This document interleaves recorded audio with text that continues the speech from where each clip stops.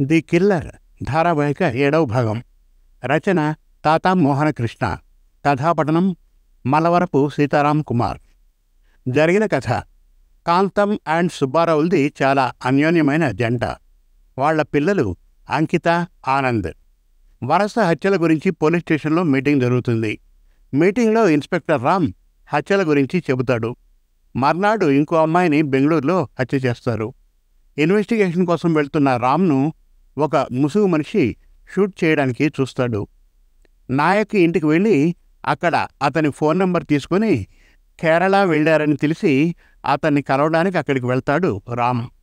కేరళ చేరిన రామ్కు తన ప్రియురాలు రాణి తనతో ఉన్న ఆ రోజులు గుర్తుకు వస్తాయి. ట్రిప్కి బయలుదేరిన తల్లిదండ్రులతో సహా రాణి యాక్సిడెంట్కు గురై చనిపోతుంది. రాణి కోరుకున్నట్లే పోలీస్ అవుతాడు రామ్. సుబ్బారావుకి జ్వరంగా ఉండడంతో కాలేజీకి ఒంటరిగా వెళ్ళిన అంకిత కిడ్నాప్ అవుతుంది. తన కూతురు తప్పిపోయిందని సుబ్బారావు పోలీస్ స్టేషన్లో కంప్లైంట్ ఇస్తాడు.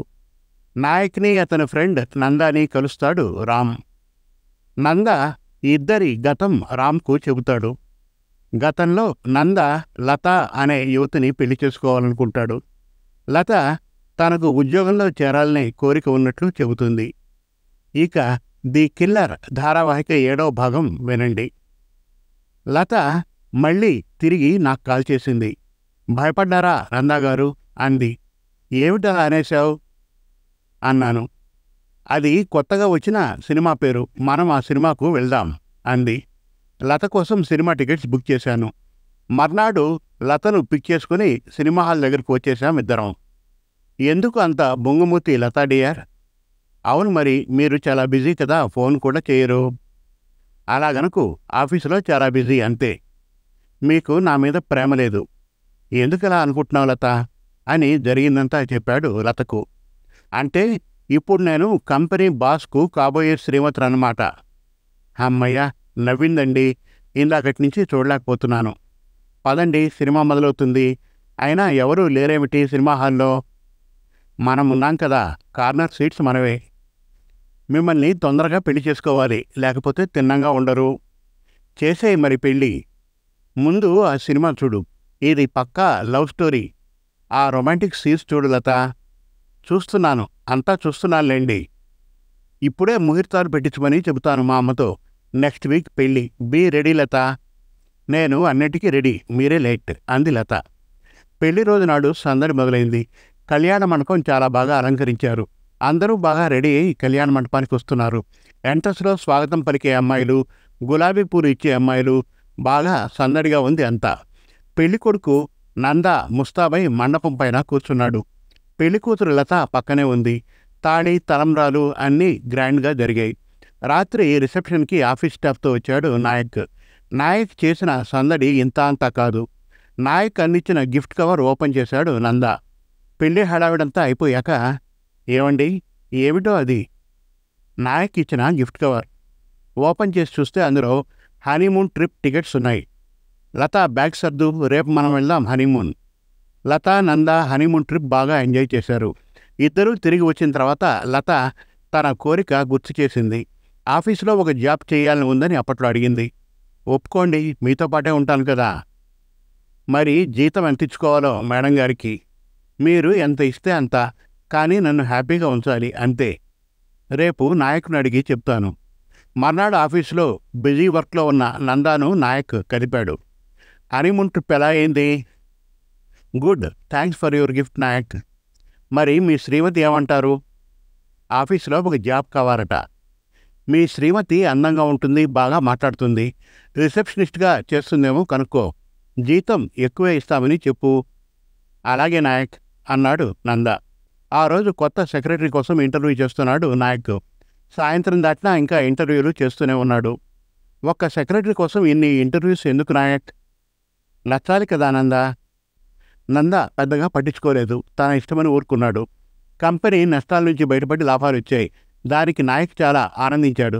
చాలా రోజుల తర్వాత కంపెనీ విషయంలో అంత ఆనందంగా ఉండడం చూశాను నేను. ఇప్పుడు పెళ్లి చేసుకోమని అడిగితే సరే అన్నాడు నాయక్. మర్నాడు లత ఆఫీసులో రిసెప్షనిస్ట్గా జాయిన్ అయింది. ఆఫీసులో లేని కొత్త హడావిడంతా వచ్చింది. లత ఎక్కడ ఉంటే అక్కడ అంతే అనుకొని నవ్వుకున్నాడు నంద. రోజు ఉదయం ఇద్దరూ కలిసి ఆఫీస్కు వెళ్ళి సాయంత్రం తిరిగి వచ్చేవాళ్ళు. ఒకసారి నేను ఆఫీస్ పని మీద బయటకు వెళ్లాల్సి వచ్చింది. వచ్చేసరికి లేట్ అవుతుందని ఇంటికి వెళ్ళిపోమని చెప్పాను లతకు. ఆ రోజు రాత్రి ఇంటికి లేట్గా వచ్చిన నాకు లతను చూస్తే చాలా డల్గా కనిపించింది. దగ్గరకు వెళ్తే భయపడుతోంది. లత, ఒంట్లో బాగాలేదా? ఎందుకలా ఉన్నావు? లత కళ్ళల్లోకి చూసిన నేను తను ఎందుకో బాధపడుతోందని అర్థమైంది. ఏమైంది లత, నాతో చెప్పు. సాయంత్రం ఆఫీస్ నుంచి ఇంటికి బయలుదేరుతున్నప్పుడు నాయక్ నన్ను పిలిచారు. లతాగారు, ఈరోజు సెక్రటరీ ముందే వెళ్ళిపోయింది, కొంచెం పనుంది, చేసి పెడతారా అన్నాడు. ఏమిటో చెప్పండి. నా మీద చేయి వేసి లోపల ఉన్న రూంలోకి రమ్మని అడిగాడు. చాలా ఇబ్బందిగా మాట్లాడాడు. తన కోరిక తీర్చమని నందాకు చెప్పనని అన్నాడు. కొంతసేపటికి అతని దగ్గర నుంచి తప్పించుకుని వచ్చేశాను. నందా, నేను ఏ తప్పు చేయలేదు. మొదట్లో లత చెప్పింది నేను నమ్మలేదు. నీకు ఉద్యోగం నచ్చకపోతే మానేసేయి లత, కానీ నాయక్ గురించి అలా చెప్ప ప్లీజ్. నేను చెప్పేది నిజమే, నన్ను నమ్మండి అంది లత. సరేలే ఊరుకో, ఇప్పుడు మనం డిన్నర్కి బయటకు వెళ్దాం, రెడీ అయ్యిరా. తర్వాత కొన్ని రోజుల పాటు లత ఆఫీస్కు వెళ్ళలేదు.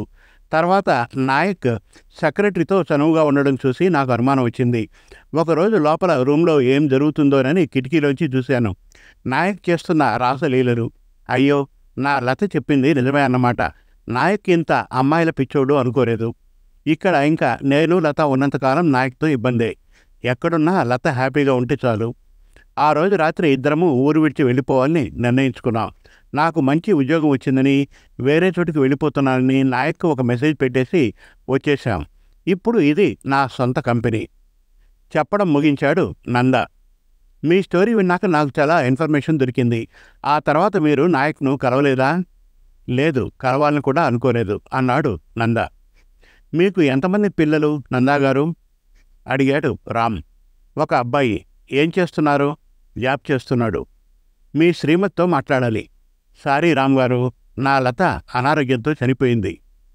నాయక్ ఫ్యామిలీ గురించి ఏమైనా తెలుసా మీకు? ఎంతమంది పిల్లలో తెలుసా?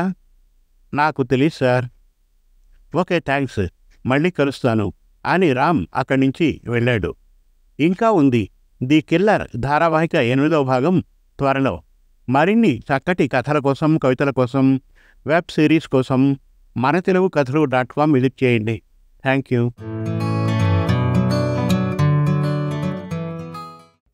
మీరు మెచ్చే చక్కటి తెలుగు కథలను స్పష్టమైన ఉచ్చారణతో, వినాలనిపించే గాత్రంతో మనతెలుగుకథలు.com వారి యూట్యూబ్ ఛానల్లో పూర్తి ఉచితంగా వినండి, చూడండి. మనతెలుగుకథలు.com వారి యూట్యూబ్ ఛానల్ను ఈరోజే ఉచితంగా సబ్స్క్రైబ్ చేయండి. ఎంపిక చేసిన చక్కటి కథలను వీణుల విందుగా వినండి. వందల కొద్దీ మంచి కథలను రచయితల వారీగా పొందుపరిచాము. మరుగున పడుతున్న తెలుగు కథలను మీ ముందుకు తెస్తున్న మా ప్రయత్నానికి సహకరించండి. ధన్యవాదాలు.